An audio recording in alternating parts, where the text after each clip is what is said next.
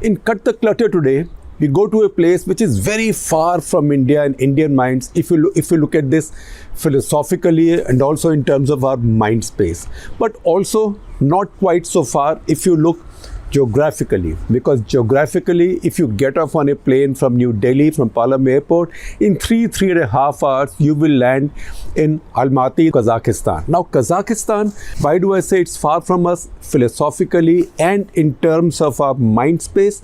That's because in Central Asia, it is the country with the least social, historical, ethnic contact with India. Uzbekistan is the closest, then Turkmens, then some of the others, but this is quite far because these other 4 Central Asian republics are like a wall between India and Kazakhstan. If you see Kazakhstan again, Kazakhstan is a very large country. In fact, its area at about a little over 27 lakh square kilometers is just about 10% shorter, 10% less than all of India's. By itself, Kazakhstan is larger than all of Western Europe. That is a serious size for a country of a population of just 1.9 crore people. So it's also a very empty country. It has large, empty, vast steppes and lands. Also, it has a lot of oil and gas. In fact, with 30 billion barrels estimated, it is among the former Soviet republics, it has the largest storehouse of oil and gas. And that is one of the reasons why it's in trouble right now.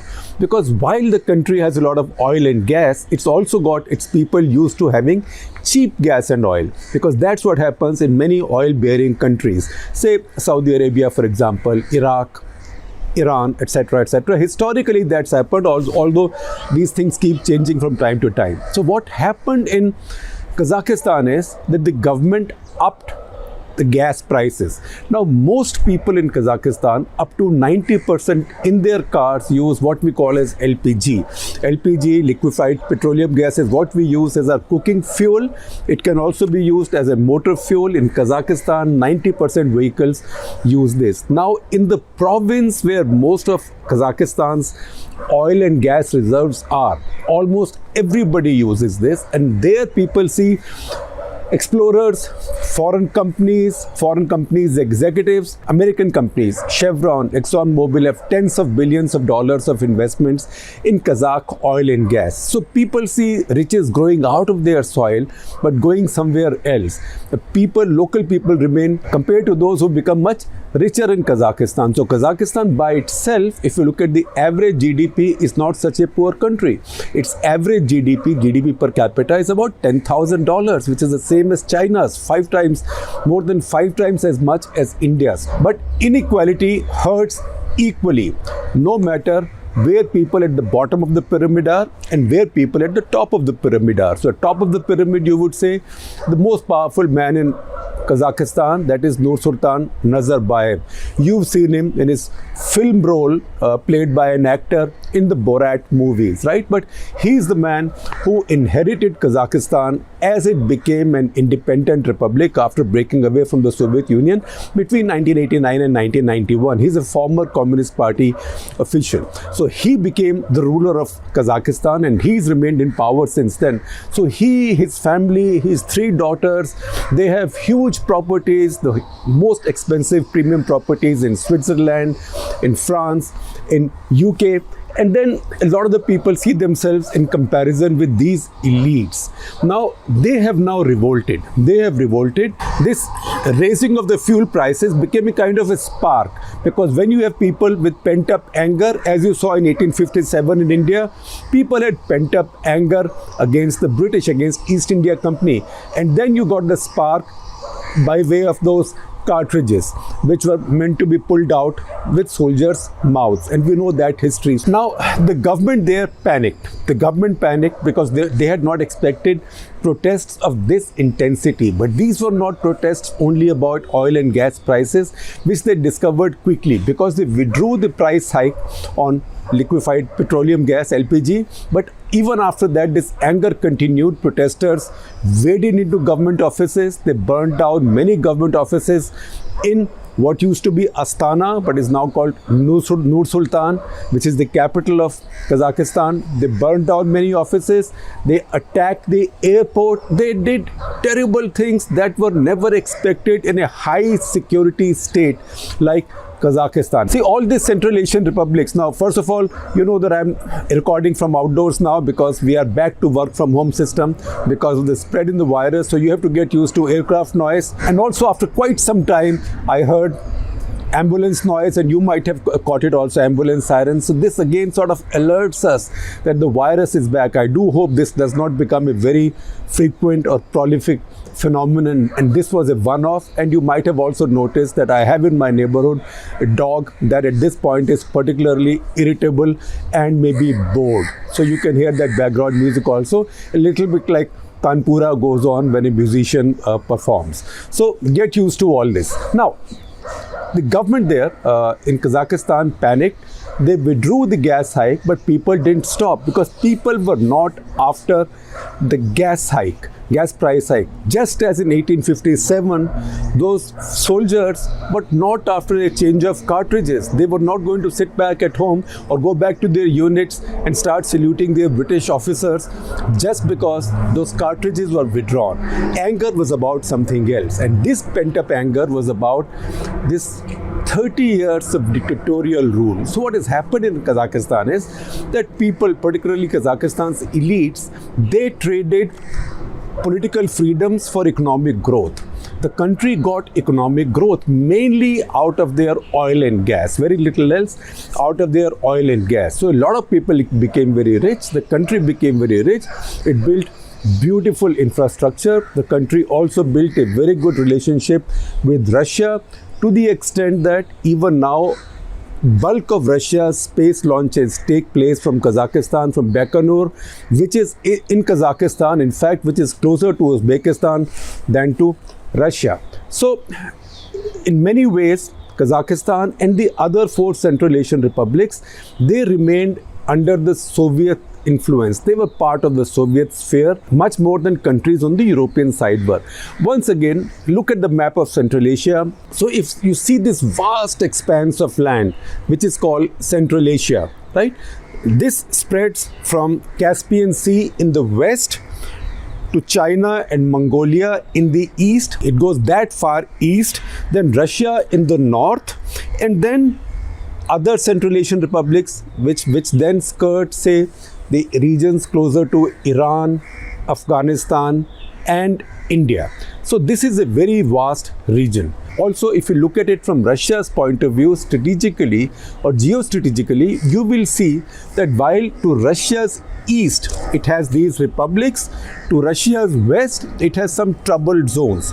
It has Ukraine, it has Belarus, and it has the Baltic republics, which are today Putin's Russia's big pain, because the Baltic republics today are the most Europeanized of all the former Soviet republics, and they're pretty much of the same thinking as NATO countries. Russia right now is fighting to prevent by force Ukraine from also becoming a NATO partner because it sees it as a threat. Also, Russia is holding on to Belarus because what is happening in Kazakhstan right now is a challenge to the third dictator who inherited an old and earlier Soviet republic. So the first one to come under trouble, come under attack was in Ukraine. Kravchuk lost power. Then it came Belarus in 2020, but there Russia intervened strongly and saved Lukashenko, who's now riding strong, jailing his opponents, etc., and doing the usual things that dictators do. So he's surviving for now. The Russians don't have the firepower, manpower, money power, the energy, or even the strategic bandwidth right now to deal with the troubled republic to their east as well. And Kazakhstan is very large. In many ways, Kazakhstan's as important as Ukraine, if not more. That is why this is a cause for worry for Russia, and that's why geostrategically this has drawn the world's attention. Now, who are the people of Kazakhstan angry with? A lot of the people, particularly those who are pro-Russia or pro-Putin, they are saying this is all a Western conspiracy. After having tried to unravel the Arab world with Tahrir Square, Ukraine with the Maidan movement, as it was called, we spoke about it in an earlier Cut the Clutter. They are now trying to use a similar tactic to again break away the Central Asian republics. Their fear is, and Russia's fear is, and I don't think this is something that the West also looks forward to, is that if these systems break up, the issue with the Central Asian republics is that while the former Soviet Union broke up and most republics became different kinds of systems, even Russia became a different kind of system, some kind of an elected system, elected autocracy. These five republics of Central Asia pretty much remained in the same communist mold. Not just that, their leaders also were former communists, former communist dictators who just didn't call themselves communists now. They ran their governments, they called them secular, democratic, mostly unitary, but very strong arm. And their elections, usually you see Nursultan Nazarbayev's own record. His first election, 1991, he got 98% votes. Remember, he was the only candidate, so I don't know who the remaining 2% voted for. I don't think there was nota in that case. But when he won his last election, his fifth election in 2015, he again got 98% of the vote, although there was somebody contested against him. So these are countries which have democracy only in name. These are former communist strongmen who are running these countries, and around them new elites have risen. So the fear that the Russians have and the fears that the West also has is that the push at them at some stage will get Islamized. And today, that is not a prospect which even the Islamic world wants. Today, even the Saudis don't want it. There was a time, maybe 25, 30, maybe 35 years ago, when Saudis were flying in Qurans by the plane load, or their version of the Quran by the plane load to these countries to also convert them or move them towards the same Wahhabi way of thinking, but no longer. Nobody wants to stir up that kind of trouble right now. Most of the world's powers will be quite happy for Central Asia to remain quiet. And Central Asia is a region in which the world has a lot of stakes. Remember, that's why in this Republic Day, Modi government has also invited the 5 heads of states of the 5 Central Asian nations as chief guests. And no worry about it. Don't think that, so what will happen to Kazakhstan? Because the current president of Kazakhstan, Kassym-Jomart Tokayev, is very much there. He's 68. He's a former diplomat. He's been a former deputy prime minister and also former foreign minister. He was anointed in this job by Nazarbayev himself. A little bit like, remember that Medvedev-Putin story?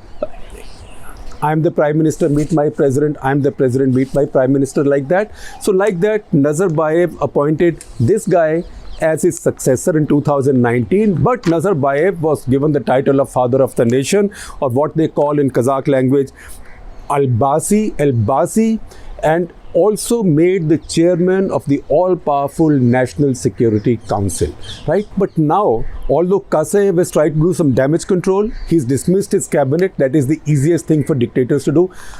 You think my government is doing badly, I'm dismissing my government. But I, of course, stay there, you know. Remember Lord Tennyson's The Brook? Men may come and men may go, but I go on forever. So just as Nursultan Nazarbayev goes on forever, Tokayev also says, मैं भी Nursultan का बच्चा हूँ. I also go on forever. So, but I have fired my cabinet, I have fired my prime minister, I have a new prime minister, I will change things for you. Even then people were not happy. So he said, I am now also removing Nazarbayev as the chairman of the National Security Council. But people are still not happy. People want a proper democratic system. They want a system where different regions of Kazakhstan elect their own leaders, instead of having this one sham election where somebody gets 98% vote and then appoints leaders of all the provinces and places. So this is a much deeper problem, and that is the reason that leadership of Kazakhstan right now has reached out to what is called a CSTO. CSTO is Collective Security Treaty Organization.